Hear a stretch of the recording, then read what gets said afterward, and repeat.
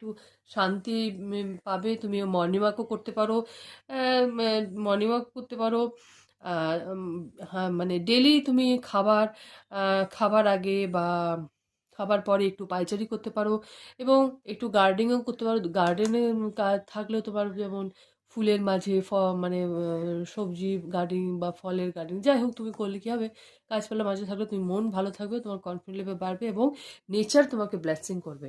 ঠিক আছে, তোমার মেডিটেশন তোমার জন্য খুব ভালো, এবং মেডিটেশন তোমাকে তোমার সমস্যা থেকে বেরিয়ে আসতে সাহায্য করে। তুমি ওম চ্যান্টিং করতে পারো, এবং তুমি তুমি যে মন্ত্রতে দীক্ষিত আছে, যদি কোনো গুরু মন্ত্র থেকে থাকে সেখানে তুমি চ্যান্টিং করতে পারো, বা তোমার যদি কোনো তোমার ধর্মগ্রন্থ পড়তে যদি তোমার ভালো লাগে, তাহলে সেখানে আমি বলবো তুমি দুর্গা সপ্তশতী, দেবী কবচম পাঠ করতে পারো, বা গ্লাসোত্র পাঠ করতে পারো, বা শ্রী সপ্তমী তুমি পাঠ করতে পারো, এবং গীতা পাঠও তুমি করতে পারো।